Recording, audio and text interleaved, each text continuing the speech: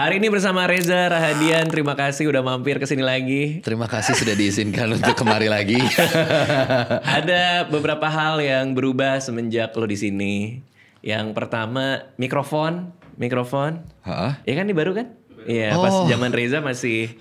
Oh iya, yang di ini. depan ya, benar. Iya. Terus kedua, ada pembelian yang baru gara-gara lu.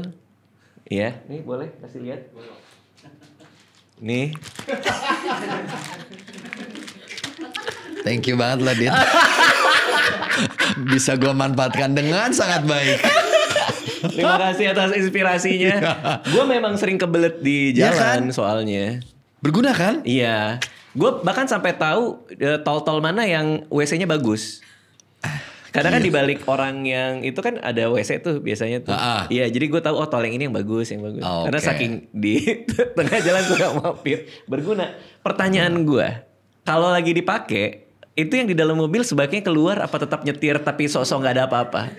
Gue pasang radio sekencang-kencangnya supaya nggak kedengeran. Karena tetap namanya di jalan nggak mungkin supirnya turun atau Arya turun gitu, nggak mungkin. Jadi gue tuh nyamping nih. Bener-bener maka kencing gitu di situ. Oh ya Allah. Oke. Kalau gue minta turun dulu. Oh. Jadi minggir dulu. Boleh nggak pada turun dulu gitu. Karena rame ya di mobil lo ya? Lumayan lah, 34 kali ya. Lebih ke bis pariwisata sih. Gue kemana-mana pakai bis pariwisata ya.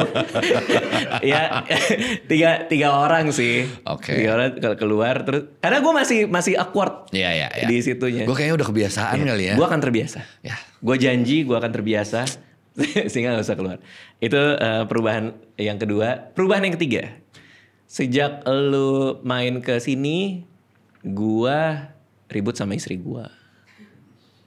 Ya, karena dia bilang, kenapa kamu nggak bilang ke aku ada Reza Rahadian mau kesini.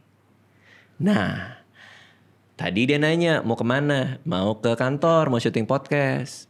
Sama siapa? Reza Rahadian. Dia lagi mau pilates.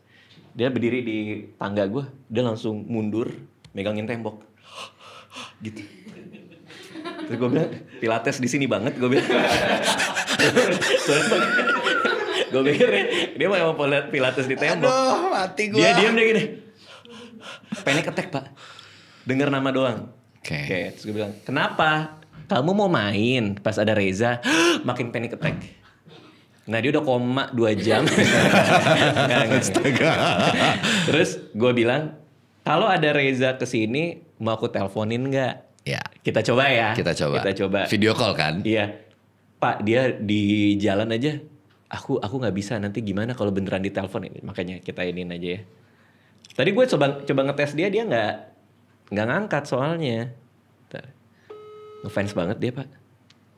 Ya dia nggak ngangkat. Udah itu dulu aja, Pak. Itu dulu aja. Panjangnya tadi berapa? Dari situ. Lagi ngukur apa sih? 385. Oke, Pak. Makasih ya. Lagi ngukur apa? Nanti gambarin sama rinciin ya. Buat apa gambar yang mana sih?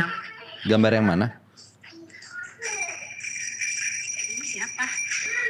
Halo, selamat pagi dengan Reza Rahadian di sini.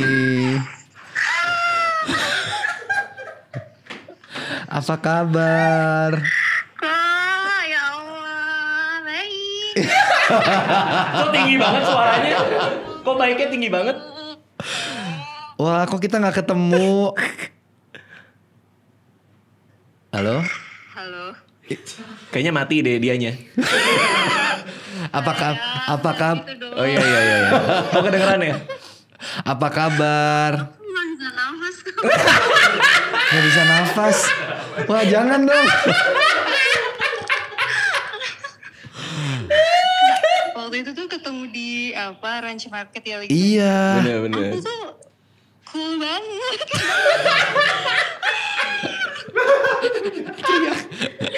Wah. Tulang tuh kayak tulangku lemes. Aku nggak tahu kenapa. Kayak gitu.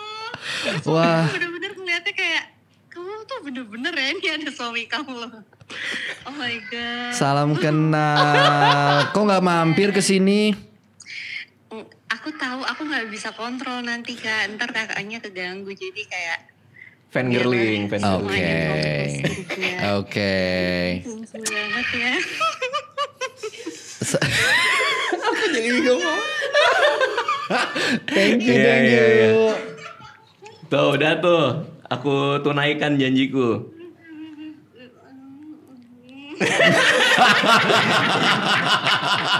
Ya udah ya. Iya udah. Udah sayang, makasih sayang. Lucu banget. Ngefans loh dia. Ya ampun. Dia ngefans banget, dia terlalu ngefans dia. Nggak bisa dia. Dia sampai ngikutin lo dari rak-rak yang pas di itu. Karena ngeliat, oh dari dia lagi ya. Gitu. Tapi mau minta foto nggak berani. Ya, lo gak ada di situ ya? Nggak ada. Oh, Nggak ada. dia sendiri. Sendiri, makanya pulang-pulang dia cerita, dia nelpon langsung, aku ketemu Reza Radian gitu. Ya ampun. Lo berapa kali encounter lo yang paling absurd yang pernah lo alami apa? Ada nggak sampai pingsan atau nyakar? Nyakar ada lah ya kalau nyakar. Nyubit ada. Nyubit. Headlock gini. Enggak ada. Ada satu, kayaknya dia adalah influencer Oke. berhijab, Oke. a very nice girl. Oke. Terus gue lagi promo, terus nggak dikasih tahu yang akan promo itu gue, intinya gitulah. Waktu itu untuk sebuah film. Dia apa nih, jurnalis atau Dia content creator, oh, kreator untuk promoin film. promoin Oke. film. Jadi dia bikin konten-konten lucu gitulah, pakai kol-kolah Arab gitu. Oke. Terus tiba-tiba dia ketemu dan dia tuh cuman kayak astagfirullah. Jadi gue antara ini harus gue apresiasi atau gue merasa kayak setan yang di sini kenapa dia istighfar mulu. Jadi gue kayak dia ngeliatin gue tapi astagfirullahaladzim, astagfirullah. Oh ya hai. gitu. Kamu jangan istighfar terus, aku bingung. Ini maksudnya apa ya? Itu sih mungkin. Iya.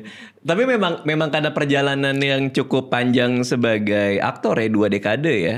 Jadi keterlihatan lo di publik itu yang ngebuat banyak fans relate juga kan. Probably they grew up with me juga mungkin Iya. sebagian gitu. Mungkin ada yang bareng kita tumbuhnya gitu. Nah karena gue kemarin ngobrol sama ChatGPT, gue tuh suka ngobrol sama ChatGPT.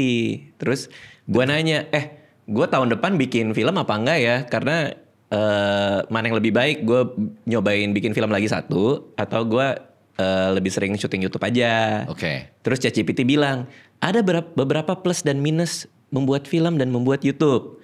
Terus dia bilang, kalau misalnya bikin film, lo boleh bikin cuman satu, tapi ternyata film itu punya engagement yang tinggi, kedekatan yang tinggi sama orang yang nonton. Karena lo dikurung selama 2 jam, cuman ngeliat muka dia doang, segede-gede itu. Makanya argumennya ChatGPT, banyak pemain film yang fansnya punya fanatisme yang Tinggi. yang di level yang sangat tinggi ketimbang dengan YouTuber atau lain-lain. I see. Mungkin Oh. itu juga ya argumen. Pinter ya dia ya. Jago juga. Lo bisa nanya apa aja ke dia. Iya. Sama mungkin karena kemunculannya nggak sesering kalau lo di YouTube. Bener. Jadi ada rasa intim dan sebuah festif ya. Iya. Kayak festif kalau Sama nonton lo. they set their own idea kan tentang orang ini. Kalau di YouTube kan you're being you. I see. Your personality is you're not playing some other people gitu. I see. Other character, you're being you. Bener. So we get to know you as a person kan secara nggak langsung kalau di YouTube. Iya. Personanya kan persona. Ya kalau lo gitu Raditya Dika ya being Raditya Dika on YouTube Betul. gitu. Mungkin Itu juga. mungkin Jadi juga. ada certain degree of fantasy yang Fantasinya ada, Dipupuk misterinya sendiri. Dan dia create sendiri mungkin. I think mungkin dia as a person kayak gini kali ya gitu. pernah jadi interaksi yang aneh nggak karena mismatch antara fantasi dia dengan kenyataan yang lokasi? Gue pernah ngalamin itu karena waktu itu ada yang berpikir bahwa gue sangat serius dan sangat dingin. Oke. Sementara dia ngelihat gue di sebuah momen dimana kayaknya dia ngerasa kok ternyata aslinya koplak gitu. Terus dia dia bisa gimana? bercandanya kok receh gitu. Jadi dia agak Kak Reza ternyata bisa bercanda juga. Ya bisa. No, I'm not that serious. Kalau kerja ya mungkin lain gitu ya. Tapi ya kalau in social life kan that's a different thing. paham. Gitu. Oke, ini 2 dekade jadi pemain film. Sekarang tiba-tiba, ini gue baru tahu nih, lo mendirikan PH. Iya. Namanya bersamaan. Rumah Gerak. Gambar gerak. Gambar gerak. Gambar Oh, gerak. Rumah Gerak ini ya. Oke. Trailer ya, lebih ke trailer. iya. Ya, lebih ke trailer park. Jalan-jalan. RV. Gimana ini si Gambar Gerak ini? Kenapa lo memutuskan setelah 2 dekade bikin PH deh gitu? Pertama karena akhirnya gue merasa dalam perjalanan 2 dekade ini gue menemukan satu titik, Dik. Sebagai we're a sandwich generation. I mean, I'm not saying that you're also, tapi I assume gitu. Oke. As a sandwich generation, tentu lo punya priority dalam hidup Oke. yang harus lo penuhi. Iya. Gue pun demikian gitu. Jadi ketika gue punya adik gue punya nyokap gue dan segala macam, gue mau make sure dulu everybody is taking care of sampai tanggung jawab itu gue bisa penuhi. Setidaknya adik gue tuh kuliah terus bisa bekerja and he's on his own. Oke. Gitu. Baru ternyata gue punya waktu untuk berpikir tentang diri gue. Apa yang mau gue lakuin yang selama ini gue tunda sebenarnya. I see. Gambar gerak adalah salah satunya. Oke. Jadi ini artinya sebenarnya udah angan-angan atau cita-cita yang sudah lama ada muncul. Sudah ada dalam pembicaraan gue sama Arya sebagai co-founder. Oke. Jadi kami berdua itu men-set akhirnya kayaknya ini waktu yang tepat deh. Let's make it happen. Gitu. Jadi it's a very small company. Ya. Dan film pertamanya ya baru kita buat. Which is Pangku ini ya. Jadi perjalanannya dari situ. Berangkat karena tiba-tiba gue merasa ada di titik. Kayaknya gue punya waktu sekarang untuk memikirkan diri gue lebih banyak. Wow. Gitu. Itu lumayan deep sih. Karena artinya kan selama ini lo kerja selalu ada orang lain di kepala lo kan. Selalu ada orang lain dan maksudnya prioritasnya kan beda ya gitu. Iya. Saat itu ya prioritas gue memastikan I have to work fully supaya yang ini terpenuhi. Tapi ketika itu udah selesai, gue merasa gue punya waktu akhirnya untuk memikirkan tentang apa yang sebenarnya gue mau gitu. Atau apa yang gue mau capai ke depan. Wow. Gitu. Milestone yang tercapai apa? Adik kuliah, adik lulus. Lulus. Adik graduate. lulus kuliah? Lulus dia, udah Oke. lulus. Kemudian dia udah kerja sekarang. Udah settle ya, udah satu. Gitu. Udah ini. Nyokap ya forever lah, pastikan kita akan terus merawat gitu. Tapi untuk adik gue yang mungkin secara financial fokus gue ada di situ juga, begitu itu selesai, gue memang benar-benar punya waktu. Wow. Beban finansialnya juga jauh berkurang. Paham. Now I get the chance untuk kayaknya gue bisa mendirikan sebuah perusahaan ini, gue bisa mendirect karena kan lo tahu sendiri kalau ngedirect kan persiapan lo nggak mungkin sebentar gitu. You need time dan itu kan nggak bisa lo barengin. At least gue nggak bisa membarengi itu dengan syuting. Betul. Gue harus fokus pada film ini dan it takes almost a year to finish the entire project gitu. Oke. Partner lo ini si Arya nyari partner tuh juga kayak nyari jodoh tuh. Ya dia Susah, kebetulan manajer gue juga. I see. For the longest time. Jadi sebagai manajer kami udah punya hubungan profesional yang lama as a best friend dan kemudian gue memutuskan kita bikin bareng yuk gitu. Gokil. Jadi kalian berdua foundernya bikin Gambar Gerak. Project pertama ini kan Pangku nih. Pangku. Itu lu sebagai founder kan pasti ngerasa kayak project pertama harus yang representatif terhadap DPH kan? Iya. Sehingga pencariannya kayak gimana?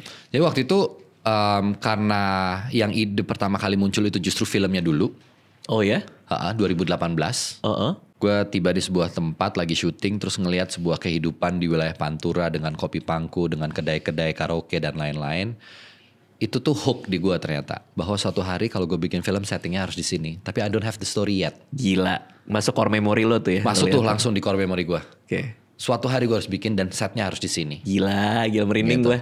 Seru banget terus. Terus habis itu ya udah akhirnya ya kita develop. Happy Salma sebenarnya orang pertama yang nelfon gue jam 2:30 pagi. Kamu kayaknya pernah cerita Dede, she's like my big sister gitu. Kenapa teh? Iya soal kopi Pangku kayaknya itu harus jalan deh. Hah? Oh iya ya ada ide itu ya dulu. Iya aku gak tahu nih kebawa mimpi kebangun jam 2:30 pagi. Udah dari situ gue udah langsung oke, jump in. Oke. Let's do it gitu. Oke. Wah ini seru. Lo sebagai aktor, lo tahu ada sebuah image yang nempel di kepala lo nih, si kopi Pangku ini ketika lo lagi kerja itu bertahun-tahun dia tidur, lalu tiba-tiba muncul lagi. Nextnya apa? Lo tahu lo mau bikin film soal ini, tapi you don't have the story yet kan? Not yet. Nah itu gimana? Nah story-nya muncul dari apa ya yang cukup personal buat gue. Karena gue juga gak berani terlalu ngawang-ngawang bikin cerita. I see. Takut terlalu ngarang dan akhirnya malah kemana-mana gitu. Gue berangkat dari nyokap gue. Oke. Jadi as a single mother, persoalan apa yang paling dihadapi ya dalam hidupnya? tantangan seperti apa. Dan gue tuh grow up dibesarkan oleh seorang ibu tunggal yang gue ngerasa kayak she's not dramatic, dia nggak pernah self pity, tapi sebenarnya perjuangan hidupnya gokil juga. That story inspires me the most. Jadi, artinya dia nggak pernah mengeluh gitu kan? Oke. Dia tuh kayak hidup tuh ya dijalanin aja gitu, dan dia nggak punya teori-teori canggih untuk hidup tuh harus begini, harus begitu, harus begini. Enggak, dia jalan aja. Oke. Nah, itu yang menginspirasi gue membuat karakter Sartika ini. Oke, berarti next dari imaginary itu menjadi karakter. Jadi karakter. Karakter inspirasi dari nyokap nih. Dari nyokap. Tapi hidupnya ya. Hidupnya. Hidupnya. Tapi secara background, nyokap gue kan backgroundnya beda. Gitu ya. Kita masukinnya ke dunia kopi pangku. I see. Nyokap apa nyokap, background? Backgroundnya kan dia corporate. Oh, orang corporate. Orang corporate. Dia kerja di perusahaan swasta. Tapi artinya semangatnya itu kan. Semangatnya itu dan struggle-nya dia. Gimana dia ngebesarin 2 anak. Segala macam problem-problem yang dia hadapi day to day-nya gitu. Jadi it's a slice of life at the end of the day. Gitu. Tapi story wise memang kita harus naruh hati kita di project itu kan. Iya. Dan lu naruh hati lo itu dari nyokap lu ini kan. Karena lu tahu ini adalah inspirasinya dari dia, maka lo persembahin ini buat dia. Ada rasa jadi itu juga. ini tuh surat cinta gue buat nyokap gue sebenarnya. Anjir, merinding gue, gila keren banget. Seru banget. So this is my love letter to my mom and to all mothers. Oke. Karena menurut gue menjadi ibu rumah tangga aja udah sulit, terus ditambah lo harus bekerja. Itu sebuah peran yang gue nggak tahu, sebagai laki-laki belum tentu bisa dipenuhi juga seperti bagaimana perempuan mengerjakan itu gitu. Bener. That's a tough job. Iya. Gitu. Dan kadang ada rasa kedalaman kepada anak-anaknya kan, ibu sama bapak kan kadang suka beda tuh. Beda. Cara emosional ininya. Situasinya beda, pola didiknya mungkin juga berbeda gitu. Oke, tapi itu baru 2 tuh. Lo baru dapet setting dan lo baru dapet karakter. Nah, story-nya gimana? Story itu di-develop bareng sama Felix. Felix adalah salah satu penulis skenarionya. Oke. Dan kami riset ke wilayah Pantura, tepatnya di daerah Eretan Kulon. Berarti ada masa di mana Reza Rahadian minum kopi pangku di situ dong. Sebenarnya kan ya dong seharusnya. Terus habis itu research itu jalan, kita mau tahu kehidupan mereka kayak gimana, challenges yang mereka hadapi apa. Karena gue cuma mau bicara tentang bagaimana hari-hari ini kita mengingat kembali kalau orang ngomongin sukses itu tuh sejauh ini tuh selalu dibebankan dengan capaian itu adalah ketika lo punya wealth segini, ketika lo punya harta sekian atau dan lain-lain. Semua tuh jadinya tentang materi. Oke. Tapi sebagian orang, setidaknya yang gue lihat dari nyokap gue dan gue lihat dari mereka, bertahan hidup adalah sebuah pencapaian yang kita lupa untuk apresiasi. Wow, terus? Jadi kemampuan orang untuk put food on the table aja itu sebenarnya sesuatu yang pencapaian luar biasa. Gitu. Itu achievement yang layak di acknowledge dan layak untuk diapresiasi. Pangku menyentuh wilayah itu. Oke. Bagaimana orang-orang yang dianggap marginalized, kemudian mereka hidup di pinggiran karena wilayahnya tuh pesisir, bekerja di sebuah pekerjaan yang mungkin orang akan beranggapan ini kayaknya pekerjaan yang gak layak deh. Tapi they have so many reason. Ada yang kerja karena simple. Gue gak tahu pilihan. Karena gak semua orang punya pilihan-pilihan itu. It's a privilege kalau lo punya pilihan A dan B. Gue mau pilih yang mana ya kerjaannya? Kayaknya yang B deh. It's such a privilege sebenarnya. Tapi ada orang yang gak ada pilihan lain selain gue harus mengerjakan ini dulu di depan mata. Karena cuma ini yang ada. Oke. Ini kita kasih konteks dulu ya. Mungkin buat yang belum tahu. Kopi pangku itu apa tuh sebenarnya? Kopi pangku itu adalah sebuah tradisi. Jadi sebenarnya sederhana banget. Seorang perempuan menyajikan kopi, duduk di pangkuan seorang laki-laki, mostly adalah supir-supir truk yang lagi menepi beristirahat, and that's their service. Hanya sitting on their di pangku aja. Di pangku, bikin kopi. Some of them ada yang sangat transactional. Lewat dari itu. Itu ada juga. Ada yang sekedar ngasih pijatan, nemenin ngobrol gitu. Jadi macam-macam bentuk transaksinya. Gitu. Jadi itu tuh kayak dunia yang gue kaget melihat itu karena itu ada ya. Dan di publik kan? Dan di publik. Iya, orang lihat semua. Orang lihat. Iya. Gitu. Dan kenyataan kayak gini tuh lumayan ngebuka gue kayak wow. I miss something that local. Iya. Gitu. Gue kangen sama membuat sebuah karya yang very local gitu. Gue juga baru tahu karena lo mau bikin ini sih. Ada itu. Iya. Dan itu ternyata sampai jalur logistik Sumatera. Itu tuh ada kalau nggak salah namanya apa durian gitu deh. Jadi bentuknya kayak kopi pangku tapi ini pakai durian gitu. Oh iya? Makan durian sambil dipangku. Something like that. Wow. Gitu. Terus kalau di sebagian wilayah Jawa lainnya kopi lendot. Kopi lendot. Jadi apa mereka tuh lendot? Ngelendot. Ngelendot apa sih? Ngelendot bergelayutan. Kayak lo bergelayutan tuh gak? Ngelendot tuh kayak di pangku tapi ngelendot gitu. Ngelendot bersandar. Something like that gitu. Bermanja lah gitu. Jadi ada kopi pangku, kopi nama glend. istilah-istilahnya ya. Iya, Ada kopi lendot. Oke. Gitu. Kopi kayang nggak ada kopi kayang? Nah itu belum ketemu tuh. Agak pegel kayaknya. Oke. Apa yang lo lakuin selama riset itu? Datang wawancara atau Wawancara konsepnya. Ada yang sampai ke rumah mereka kah ngelihat? Ada. Jadi ke rumah, ke wilayah mereka tinggal, wilayah mereka kerja, pingin tahu traffic mereka gimana, perjalanan mereka dari titik kerja, terus kehidupan keluarganya. Jadi ada beberapa yang, maksudnya gak bisa gue sebutkan, tapi narasumber yang menjalani profesi itu. Wah, gue dengernya seru sih. The whole journey aja, belum bikin filmnya aja udah seru sih, udah kebayang dan seru. Satu hal yang mungkin lumayan ngebuka mata gue dan menurut gue itu sangat menginspirasi gitu ya, bahwa nggak banyak di antara mereka yang mengeluhkan hidup mereka sih. I see. Ya mereka ngejalanin itu ya kerja aja mas. Kayak nggak ada waktu gitu untuk meratapi nasib tuh nggak ada waktu. Dibayar berapa kalau sekali kopi pangku itu? Ada yang 15.000. 15.000. Dapat kopi dan dapat pangku. Nah mereka itu biasanya punya trik. Jadi misalnya lo mau beli rokok nih. Terus nanti mereka minta dibeliin rokok. Mereka juga minta dibeliin rokok. Tapi mereka nggak mau rokok yang udah lo beli untuk mereka ngambil sebatang 2 batang. Mereka maunya mereka juga dibeliin. Tapi rokok yang mereka ambil itu adalah rokok yang sebenarnya udah kebuka. Jadi mereka ambil baru, tapi yang mereka ambil tuh yang udah dibuka. I see. So you pay the whole cigarette price untuk 1 batang rokok yang mereka lagi pakai untuk nemenin lo gitu. Paham, karena mereka cuman ngisepnya cuma 1. Iya, tapi dan nanti itu kota mulain ini. Tujuannya adalah pokoknya gue ngeramein warung. Oke. Pesanan kopinya jalan terus, rokoknya jalan terus gitu. Things like that. Itu cuma lo bisa dapat kalau lo riset kan? Iyalah. Ketika lo lihat kan, nggak tahu. Ada gini nih, ada gini nih, ada gini nih. Ternyata hal-hal yang little things itu menarik gitu. Masuk ke film itu? Masuk. Wow. Masuk. Oke, itu baru riset.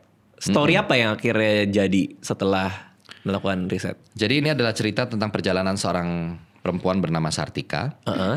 Sartika ini dalam keadaan hamil kita membuka cerita ini gitu ya.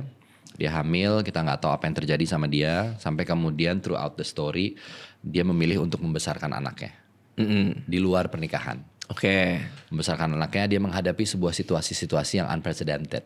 Settingnya tahun 98. Oke. Ya, aman. Settingnya tahun 98, jadi di tengah krisis ekonomi, dia pekerjaan sulit, mencari pekerjaan sulit. Kemudian setelah dia memutuskan untuk melahirkan anaknya dan dia bekerja di kedai kopi pangku ini, ada satu challenge yang muncul bahwa uang tuh belum tentu cukup. Oke. Karena untuk mendaftarkan anak sekolah, lo butuh legal paper.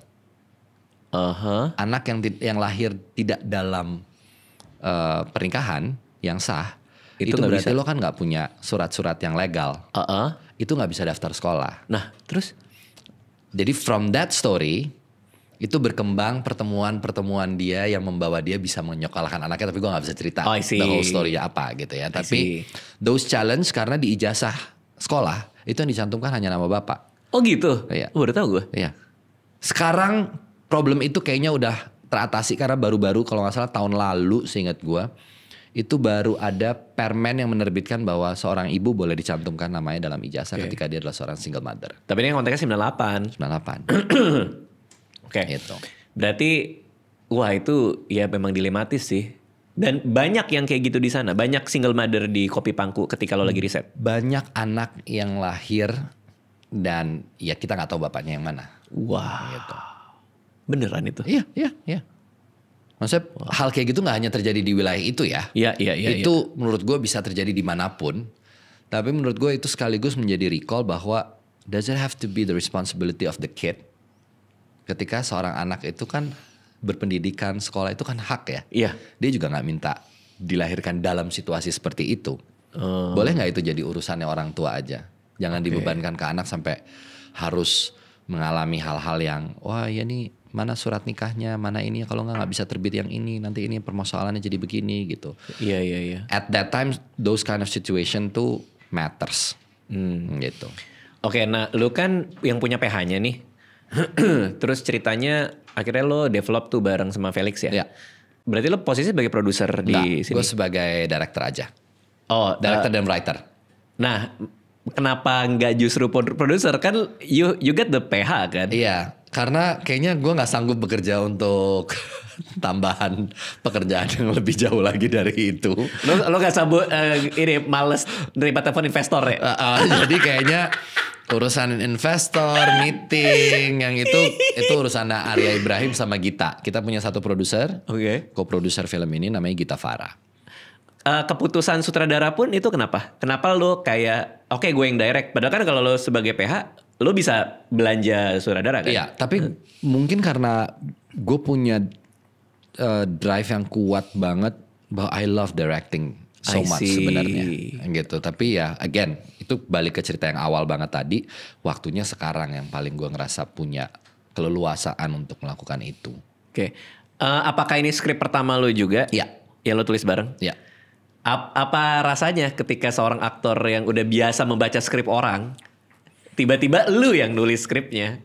Ini nggak apa kayak nervous kali ya? Oh iya. Kan pasti lo suka terima skrip yang kayak kenapa sih ditulisnya kayak gini gitu? Iya. Kan? Gitu. Jadi nervous terus juga kayak karena ini semua pengalaman pertama ya. Jadi mungkin excitementnya, takut, fearnya ada, nervousnya gede gitu. Jadi banyak perasaan yang campur aduk sih menurut gue di project ini. Ketika nulis pun nervous berarti? Sangat nervous gitu. Jadi ulang lagi, revisi lagi, segala macam, diskusi lagi panjang, bareng gitu. Kita brainstorm bareng-bareng sama Felix. Terus kita kasih ke beberapa orang skrip itu untuk dibaca dan mungkin feedback gitu ya. Berapa draft skripnya? 6. Wow, lumayan sih. Lumayan ya. Proses menulis berdua tuh gimana sih? Jadi lo bikin satu draft, Felix Jadi bikin atau? kita bikin treatment bareng-bareng.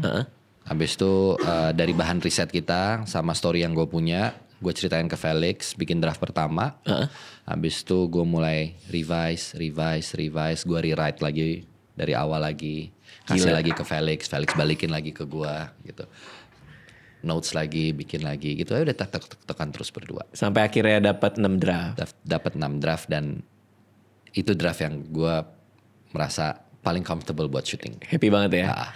6 draft itu udah final draft. Abis itu ready for production dong. Ya, ready to shoot. Ready to shoot. Itu berapa halaman skrip lo? Kalau halaman totalnya 97. 97 halaman. 97 halaman ready to shoot. Nah sebagai PH nih dan sutradara nih, berarti lo ini dong casting pemain, mencari. Atau ada udah yang kayak gini gak? Kayak ini udah pasti cocok nih gak usah casting gitu. Hampir gak ada kecuali Christine Hakim. Oke, ya agak gemeter juga sih. Agak gemeter kan ya Dik? Iya. Bu boleh tolong datang. Iya casting ya Bu nanti ya. Ini skripnya ya Bu. Gemeter. Oke. Semua berarti di casting? Iya. Karena menentukan kecocokan? Iya. Siapa yang akhirnya memerankan di film-film ini? Ada karakternya apa? Siapa aja? Claresta Taufan. Oke. She's a bright new star. Oke. Ini film drama pertamanya dia sebagai lead. Oke. Kemudian ada Fedi Nuril. Oke. Ada Shakil. Ada Devano Danendra. Bu Christine Hakim. Reza Candika. Wow. Ya, ada Reza Candika. Ada Nazira Senur. Ada Galabi. Kemudian banyak ya? Ada Mas Lukman Sardi. Jose Rizal Manua. Gimana approach lo sebagai aktor yang jadi sutradara ketika reading, ketika gimana mengantarkan ceritanya gimana? Mungkin karena pengalaman selama sebagai aktor, gue cukup punya pengalaman mana director yang approach gue merasa kurang nyaman, mana yang nyaman. Kan ada ya gitu pasti. Preferensi aja gitu. Jadi gue mungkin lumayan sensitif kali untuk tahu mana yang sekiranya membuat pemain nyaman. Itu tuh ada satu buku sendiri soal directing actors loh. Iya. Satu buku sendiri. Artinya kan kayak penting juga nih cara Penting nyampein nih. banget. Cara nyampein ini penting nih kayaknya. Penting. Jadi benar-benar memposisikan mereka untuk memberikan mereka stimulus juga, tapi not trying to direct them in a sense of kayak misalnya pokoknya lo begini gitu. Tapi ngasih room juga buat mereka dari yang lo baca, dari arahan yang gue kasih. Mungkin lo punya interpretasi berbeda. If something that you wanna do, please do it. Let's see if we like it or not gitu, nanti we decide gitu. Jadi gue ruang-ruang itu gue sangat buka buat pemain sih. Ya karena magicnya di situ kan. Magicnya di situ. Percuma lo ngasih tahu aktor kan. Percuma juga lo bayar dia berarti kan dia punya interpretasi emosi sendiri. Dan Fedi tuh kritis banget. Oke. Gitu. Jadi emang dia kritis sih. Dia sangat you know that. Dia sangat kritis. Claresta juga. Ibu apalagi. Ibu sih yang paling PR. Lo sempat ada kayak ini kayaknya salah sih emang. Nggak cuma itu ribut besar. Oh iya. Yes. Bisa kasih satu contoh. Untuk pas lagi apa deh kalau nggak? Lagi reading kah atau diskusi dialog atau? Diskusi skrip. Oke, diskusi skrip nih.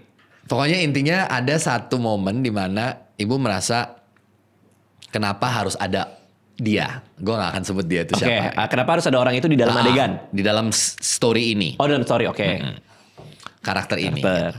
Sangat penting Bu. Karena keberadaan dia itu menjadi elemen yang kita akan reveal towards the ending of the story. Oke. Gak apa-apa ibu bisa melakukan itu. Gak bisa Bu. Bukan aku gak yakin ibu bisa melakukan. Tapi beda Bu. Beneran deh. Trust me. Aduh berat I need juga this character. Kamu keras kepala sekali. Wah panjang. Berantem besar nih kita. Ribut gak tegur-teguran. Seminggu. Oh iya? Iya. Gak ngobrol seminggu.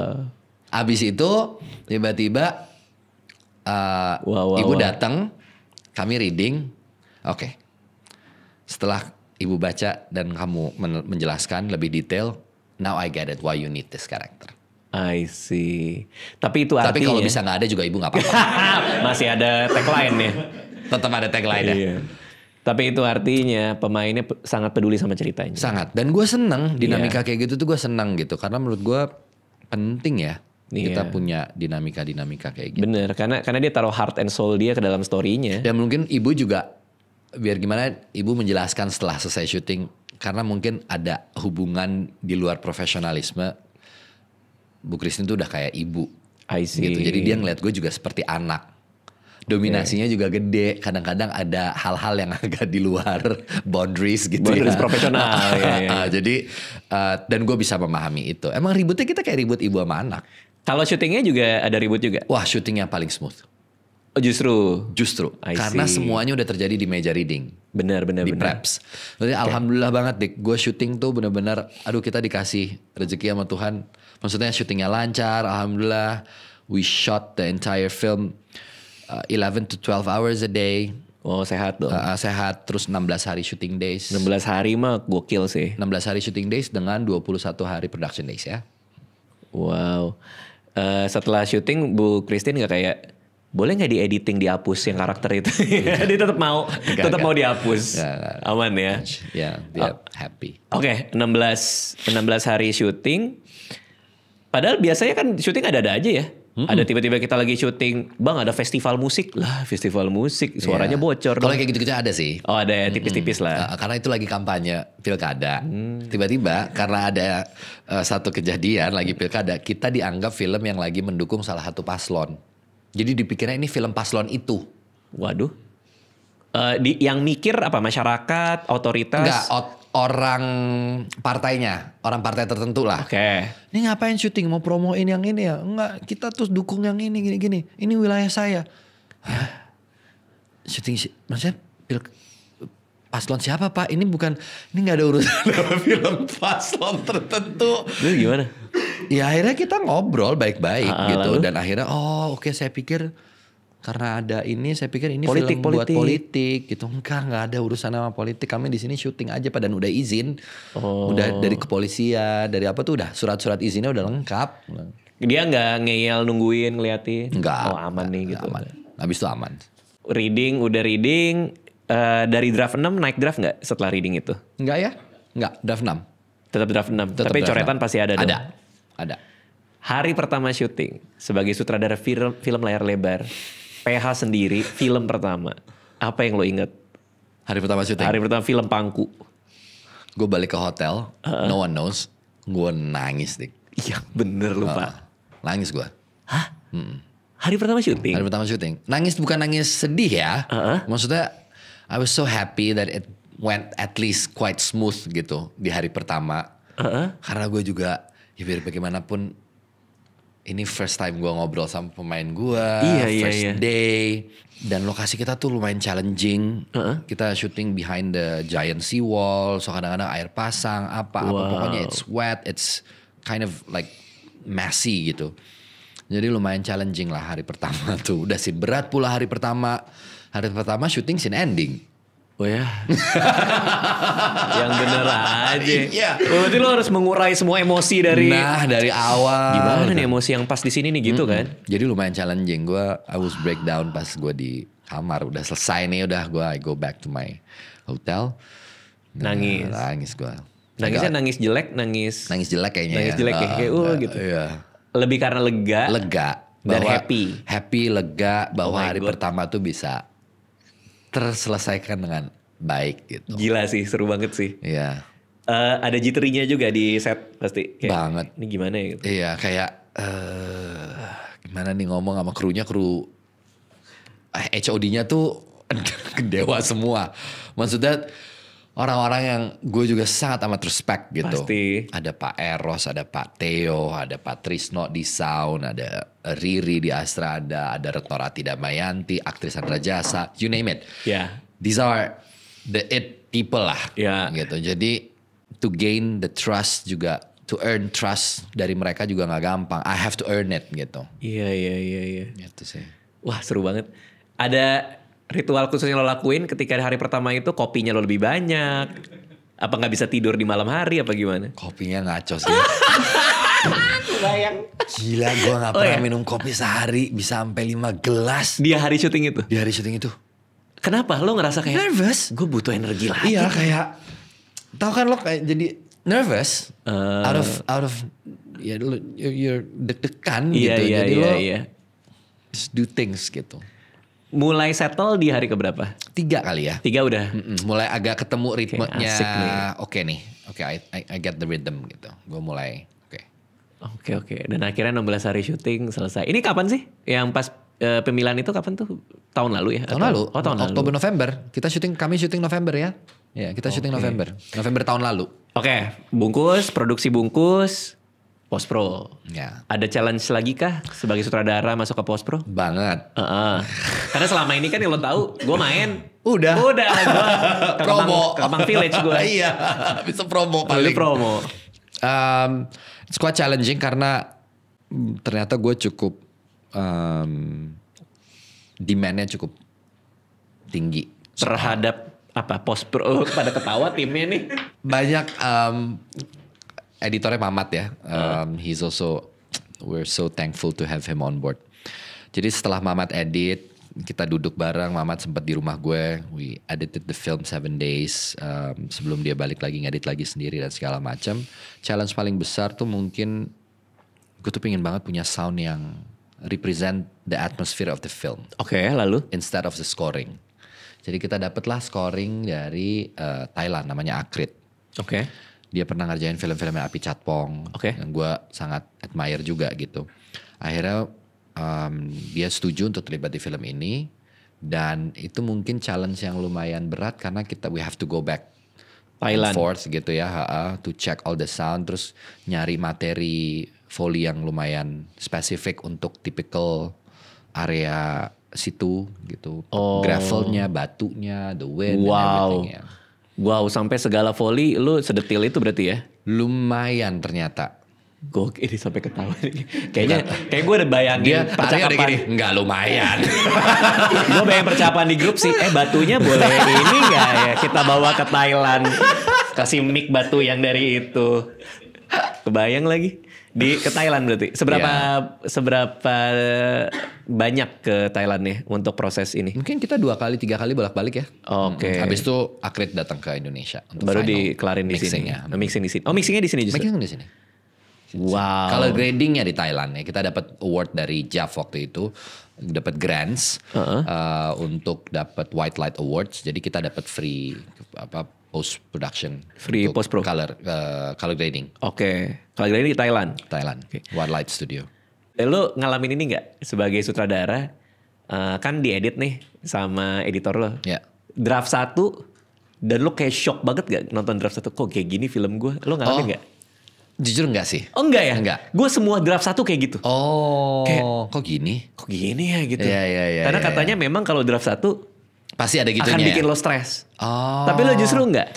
Enggak, karena mungkin waktu kami syuting itu editing kita juga udah jalan, kita ngedit di lokasi. Oh paralel editing. Paralel editingnya. Oh. Jadi mungkin oke, abisin ini untuk karena biar ini pengalaman pertama ya nih. Jadi gue juga takut untuk ngejagain itu. Gue butuh ada editor di lokasi on lock. Jadi I gue tahu see. bisa ngelihat break makan siang, gue ngintip. Oh adegan yang tadi Ensemble-nya. kurang nggak? Ada yang Shotnya. kurang shotnya atau enggak, atau do I get it right, do I need something else gitu. That's actually quite smart sih untuk ngedit on location sih. Iya. Karena lo jadi tahu ininya. Kekurangannya apa Kekurangannya. gitu, apa yang lo butuhin. Wah itu menarik banget tuh. Atau mungkin jangan-jangan kelebihan gitu. Oke. Too many shot nih udah gitu, malah jadi buang-buang, nanti syuting hari kedua coba dirapiin lagi deh gitu. Oke. Apa learningnya punya editor on location tadi? Ada ternyata satu scene yang lo terlalu banyak. Ya. Oh. Gitu. Terus secara waktu jauh lebih efisien karena kita nentuin titik shotnya jadi nggak terlalu banyak ngawang-ngawang. Oke. Kayaknya butuh dari sini, butuh dari sini, butuh dari sini, butuh dari sini gitu. Jadi nggak terlalu banyak nyoba opsi I see. gitu. You're quite on point. Jadi shooting Oke. pace-nya juga kejaga lebih efektif menurut gue sih. Oke.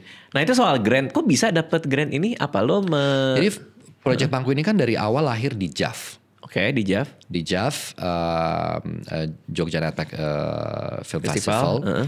Terus dari situ tuh ada awardingnya. Nah kita dapat award pertama kita tuh sebenarnya di situ, yaitu grant buat grading post production itu. Oke. Dari situ kita ikut masuk daftar di Hong Kong, di HAF, forum juga pitching project. Jadi lo pitch your project gitu. Terus kita dapat lagi di situ. Wow. Nah dapat lagi ticket to Marché du Film di Cannes. Oke di Cannes. Sama pitching forum juga masih. Wow. And then we ended up our world premiere kemarin di Busan. Gila. Gitu. Gila. Berarti apa? Karena ada aspek lokalnya yang menarik. Mungkin buat mereka mungkin ya ini asumsi ya, sesuatu yang lokal iya dan tema kali ya. It's quite universal ternyata. Bagaimana ibu, anak, relasi sosial, struggles and everything itu mungkin it's quite universal language gitu. Ada momen pertemuan nih gue gue lihat lagi pemain Pangku dengan Lisa Blackpink. Kalau itu Rose gue akan Gila ya? video call sih pasti sih, ya. nitip pasti gue ke Vidi Nuril nanti. Kok bisa ketemu Lisa Blackpink? Gue ngeliat lagi tuh lagi di depan gitu ya. Iya, gimana sih? karena itu acara opening festivalnya. Oke. Jadi semua yang berkompetisi, film-film yang berkompetisi atau yang diputar itu dapat undangan untuk red carpet. Oke. Mereka announce special guest kita tahun ini adalah Lisa. Oke. So dia duduk mungkin sekitar 6 row di depan kami. Habis itu pas sudah selesai acara juga nggak ada penjagaan ketat gitu. It's quite casual karena yang masuk di situ emang udah curated kan, undangan only, invitation only gitu. Jadi gak ada bodyguard tuh? Nggak ada. Oke. Gitu maksudnya nggak ada yang wah gitu. Iya. Habis itu ya udah dengan casual Devano, Claresta foto. Terus ngobrol. Nyamperin doang gitu? Nyamperin aja, can I take picture with you? Oh, ya, oke, iya, sure gitu. gitu. Ya boleh. Ngobrol. Ya ngobrol-ngobrol chit-chat kecil gitu. Gila sih. Dan di situ kalau gue sih shocknya mungkin karena ada director yang kayak ada. Kalau buat lo shocknya dia yang lain. Sebenarnya kita semua fokusnya ke Blackpink-nya. Maksudnya ada Mila Jovovich, Mila Jovovich. ada Guillermo del Toro yang gila-gila lah. Maksud gue kayak wow. Ada yang lo minta foto nggak? Ada. Oh ada? Ada. Siapa? Jafar Panahi. Oke. Dia director Iran. Filmnya tuh tahun lalu menang ya di Cannes ya kalau nggak salah ya. Un Simple Accident judulnya. Oh, gue nggak tahu sih. Ada. He's such a brilliant director. Wow. Oh, jadi udah world premiere di Busan. juga.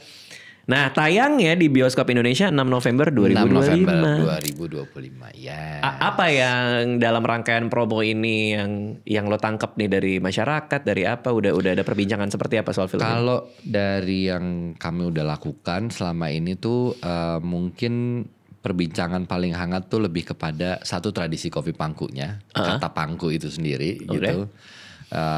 Kemudian ya ceritanya ya, karena ini karya pertama debut, jadi mungkin secara news tuh masih hangat diperbincangkan.